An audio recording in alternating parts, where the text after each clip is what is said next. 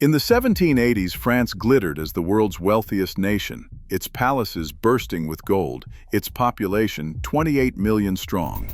Yet behind the facade, more than half the kingdom's income vanished just paying interest on colossal debts. When a diamond necklace worth 1.6 million livres vanished in a brazen scam, all that hidden fragility burst into public outrage. The royal illusion would shatter, and a queen would be condemned for a crime she never even committed. This is how financial crisis turned personal scandal into revolution. From the outside, France appeared unshakable. Nearly 28 million people called it home, more than double the population of Britain. The kingdom's borders stretched from the Pyrenees to the Rhine, and its army, at nearly 200,000 men in peacetime, stood as the largest permanent force in Europe. No rival could match the sheer scale of its regiments, nor the discipline drilled into its ranks. In the salons of Paris, French was not just a language, but the language, the currency of diplomacy, the accent of refinement. Versailles, with its endless halls and mirrored galleries, set the standard for royal grandeur. Across Europe, nobles copied French manners, fashion, and even tableware, hoping to borrow a fragment of the Sun King's legacy. The court, a city unto itself, drew 10,000 courtiers, servants, and artisans into its orbit. Every day, ritual and spectacle reinforced the image of a monarchy at the height of its power. This was a nation that exported culture as easily as it projected military might. French architects built palaces from St. Petersburg to Naples. Philosophers and playwrights filled libraries and stages from Stockholm to Vienna. The kingdom's wealth was both visible and contagious, reflected in gilded carriages, endless banquets, and the constant hum of construction around Paris. To visiting diplomats and merchants, France looked like the center of gravity for an entire continent, a place where fortunes were made, alliances forged, and trends set with a gesture from the throne. Yet behind the gold leaf and parade uniforms, the machinery that powered this spectacle was far more fragile than it seemed. The sheer weight of feeding, clothing, and housing such a vast population, let alone maintaining the largest standing army, required a constant flow of money. The court's hunger for display was insatiable, and the wider world saw only the surface. The crowds at Versailles, the pageantry of review, the language of power spoken without hesitation. For most of Europe, France was not just rich, it was invincible. The illusion would not last. The illusion of endless wealth collapsed the moment the ledgers opened. By the late 1780s, France owed 4 billion livres, an amount that rivaled the kingdom's entire annual income. Half of every livre collected by the treasury vanished instantly to pay interest on old debts. The state's finances had become a snake devouring its own tail. The American adventure alone cost 1.3 billion livres, money borrowed at high rates to fund distant battles and an army that never set foot on French soil. Versailles, for all its gold and marble, drained 36 to 40 million livres every year, just to keep the candles burning and the fountains running. 10,000 courtiers depended on royal largesse, their pensions and privileges locked in by custom, while the nobility and clergy contributed almost nothing to the tax rolls. The burden fell on the commoners, squeezed by indirect taxes on salt, bread, and daily life. Jacques Necker, the king's finance minister, tried to hide the worst of it. His famous Compte rendu au roi painted a picture of stability, showing a balanced budget by quietly omitting extraordinary war loans and emergency borrowing. The public saw a surplus. Creditors saw a disaster. Behind the reassuring numbers, the monarchy was borrowing just to pay last year's interest, a cycle that could not go on. As the deficit widened, confidence cracked. Lenders demanded higher returns, and new loans went straight to servicing the old. The Treasury's options narrowed with each passing month. By 1789, the state's credit was exhausted, and the prospect of reform threatened the privileges of those who benefited most. The monarchy's solvency was now a matter of belief, not arithmetic.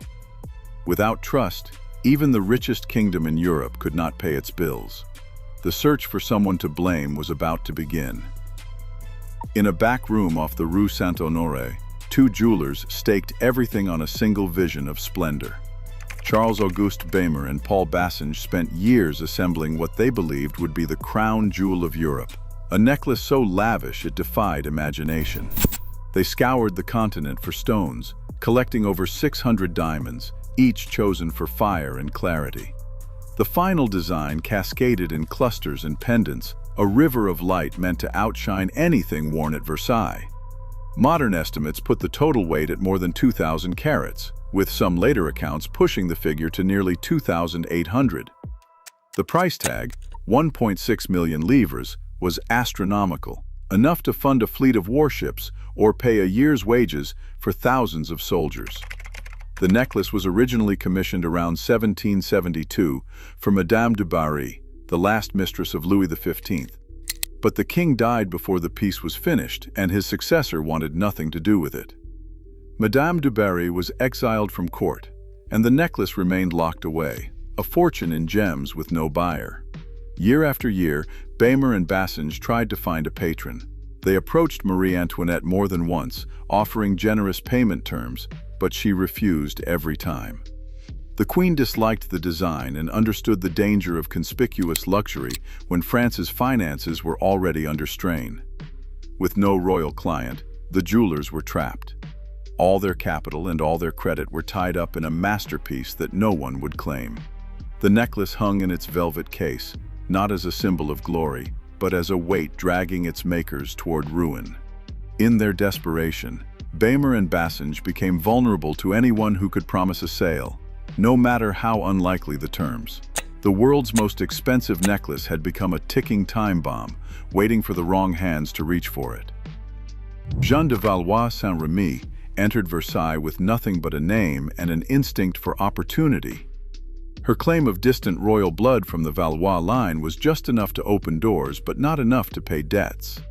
She watched how titles and favor moved at court, learning where pride blurred into desperation. By the early 1780s, Jeanne styled herself as the Comtesse de la Motte, weaving stories of lost inheritance and injustice. But stories alone did not pay, and she needed more than sympathy. She needed someone with power and a weakness. Cardinal Louis de Rohan was the perfect mark. Born into one of France's grandest families, he held titles, wealth, and the office of Grand Almoner. Yet none of it mattered as long as Marie Antoinette kept him at arm's length. Years earlier, as ambassador to Vienna, Rohan had tried to charm Empress Maria Theresa with lavish parties and gossip. The Empress, Marie Antoinette's mother, found him insufferable. Her daughter never forgot the insult. At Versailles, Rohan's career stalled. Every petition, every attempt at reconciliation was ignored. He was a prince of the church, but in the Queen's eyes, he was invisible. Jeanne sensed his hunger for forgiveness. She claimed to know the Queen's secrets, hinting at late-night confidences and private letters.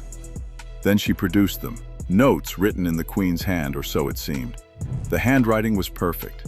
The signature matched. Each letter dangled hope, a hint of favor, a request for discretion, a promise that the past could be forgiven. Rohan, desperate to believe, responded with gifts and trust. When Jeanne suggested a meeting, he agreed without hesitation.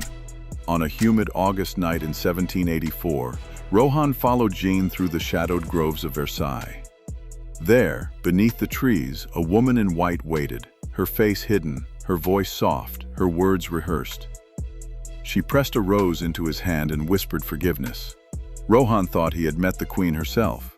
In truth, he had met Nicole d'Oliva, a prostitute hired for her resemblance and coached for this moment. Jeanne had staged the perfect illusion. With forged affections and a midnight masquerade, she had turned courtly longing into leverage. The machinery of deception was now in motion. On a cold January morning in 1785, Cardinal de Rohan signed his name to a contract that would haunt the monarchy. The jewelers Beymer and Bassange, desperate for relief from a decade of immobilized fortune, watched as the agreement took shape. One necklace, priced at 1.6 million livres, to be paid in 4 installments, 400,000 livres every 6 months. Rohan, convinced he was acting for the Queen herself, accepted the terms without hesitation. The ink barely dried before the necklace was delivered, not to Versailles, but to a man introduced as the Queen's private valet. In truth, he was one of Jean de la Motte's accomplices, waiting in the shadows with instructions to disappear. Diamonds, hundreds of them, were sorted, wrapped, and handed off to couriers in a rented Paris apartment. The elaborate setting, months in the making, was destroyed in hours. Small stones found their way to brokers in Paris and Brussels. The largest gems traveled north, sewn into clothing and hidden in luggage bound for London's bustling diamond market. Jean's lover, Rateau de Villette, orchestrated the sales, working through English and Flemish intermediaries. In London, the diamonds were sold in batches, often at a steep discount, vanishing into the hands of buyers with no reason to ask questions. By the time the first payment fell due that summer, the necklace existed only on paper and in the memory of its creators. Rohan, expecting a royal reimbursement that would never come, found himself cornered. Baymer and Bassange, realizing the money was not forthcoming, grew frantic. They had trusted the Queen's name and the Cardinal's signature. Now, with their masterpiece reduced to scattered stones and mounting debts, they turned to the only authority they believed could rescue them, the royal court itself. On the morning of August 15, 1785, the Hall of Mirrors shimmered with gold and candlelight as courtiers gathered for the Feast of the Assumption. Cardinal Louis de Rohan, dressed in scarlet robes, prepared to celebrate Mass before the royal family. He moved with the confidence of a prince of the church, his presence as much a part of Versailles as the marble beneath his feet. Suddenly, a royal messenger summoned him to the king's private cabinet. The eyes of the court followed. Whispers rippled through the crowd. Inside the cabinet, Louis XVI waited, flanked by ministers. There was no ceremony, no private warning. The king's voice was cold and direct. Rohan was accused of acting in the Queen's name without her knowledge, of entangling the monarchy in a scandal over a necklace worth 1.6 million livres. Guards stepped forward. In that instant, Rohan's world collapsed. He was arrested on the spot, in full ecclesiastical regalia, his dignity stripped away before the most influential men and women in France. Word of the arrest raced through the palace. Courtiers abandoned their places, rushing to relay the news. The spectacle was deliberate. Louis XVI wanted every noble, every diplomat, every servant to witness the disgrace. A cardinal, the Grand Almoner of France, was led away in public, not quietly dismissed, but exposed for all to see. Within hours, the story left Versailles and spread across Paris. The scandal was no longer a rumor. It was now a national sensation, impossible to contain. On May 31, 1786, the Parliament of Paris delivered its verdict. Cardinal de Rohan walked free, acquitted of criminal intent. The judges accepted that he truly believed he was serving the Queen, not defrauding her. Jean de la Motte, the architect of the scheme, faced a brutal sentence. She was whipped, branded on each shoulder with a V, marking her as voleuse, meaning thief, and locked away for life in the Salpêtrière prison. The branding iron seared guilt into her flesh, but it was the Queen's reputation that took the deeper wound. The official line insisted on Marie Antoinette's innocence. Court pamphlets and royal declarations repeated that she had never wanted the necklace, never authorized its purchase, never met with Rohan in secret. But outside Versailles, few believed it. The acquittal of a cardinal and the public branding of a petty countess looked less like justice and more like a spectacle. In the cafes and markets, pamphlets exploded in number and venom. Titles like Lettre de Madame Déficit, À ses chers sujets, and Le Collier de la Reine, ou L'escroquerie dévoilée, painted the Queen as greedy, corrupt, and foreign. Engravings showed her draped in diamonds, surrounded by starving peasants. Every accusation once whispered in libelles now seemed confirmed by the highest court in the land. Jeanne became a symbol, the branded scapegoat, the villain in a story that Paris wanted to believe. But the Queen's formal innocence did nothing to slow the avalanche of scandal. Trust in the monarchy, already battered by debt and rumor, collapsed. In the court of public opinion, acquittal was not exoneration. It was the final proof that the rot ran all the way to the crown. In February 1787, Charles Alexander de Calonne faced the Assembly of Notables in an ornate chamber at Versailles. The numbers he presented were staggering, a deficit so large it swallowed 1/6 of the royal budget, a total debt that shadowed every corner of the treasury. Calonne's solution was direct, a universal land tax to be paid by nobles, clergy, and commoners alike. No exemptions, no hiding behind privilege. For the first time, even the wealthiest would have to contribute to the cost of the state. But the notables, 144 of France's most powerful men, refused. They challenged Calonne's figures, accused him of mismanagement, and recoiled at the idea of sacrificing their own immunity. Some argued only the Estates General, dormant since 1614, could approve such sweeping change. The meeting ended with reform blocked and trust in government shattered. Calonne was dismissed within weeks, his plan buried by those it threatened. The monarchy's last chance for peaceful reform had been smothered by the very elite who claimed to defend France. On August 16, 1788, the royal treasury stopped payments on its debts. Creditors across Paris realized at once the monarchy had defaulted. Bankers and office holders scrambled to salvage their fortunes, but the government's promises were now worthless paper. With no money left to borrow and no reforms left to try, Louis XVI had one option. He had to summon the Estates General, a national assembly that had not met since 1614. In May 1789, representatives of the clergy, nobility, and commoners crowded into Versailles, each side determined to defend its own interests. The Third Estate, speaking for the majority of the nation, broke ranks and declared itself the National Assembly. Within weeks, Paris erupted. On July 14, 1789, a crowd stormed the Bastille, seizing arms and freeing prisoners in the name of liberty. The monarchy's authority crumbled. By October, mobs marched to Versailles, forcing the royal family to Paris under guard. 4 years later, the king was executed by the guillotine. In October 1793, Marie Antoinette followed, her trial filled with charges of treason and waste. The infamous necklace, never worn, never bought, was cited as proof of her corruption. A financial collapse had become a revolution, and the Queen's reputation was the final casualty. Public trust, once shattered, rarely recovers. In France, a necklace worth 1.6 million livres became proof that perception can bankrupt a regime faster than numbers on a ledger. Today, scandals, real or rumored, still topple leaders when confidence evaporates. Power depends not just on wealth or armies, but on the stories people choose to believe.